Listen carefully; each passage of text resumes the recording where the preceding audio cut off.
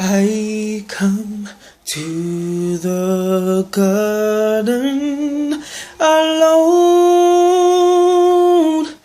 while the dew is still on the roses, and the voice I hear falling on my ear, the sound of God discloses,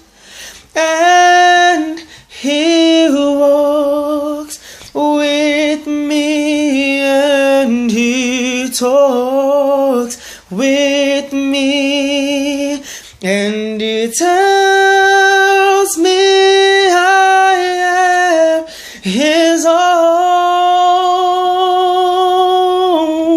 and the joy we share as we tarry there, none other has ever known. He speaks, and the sound of His voice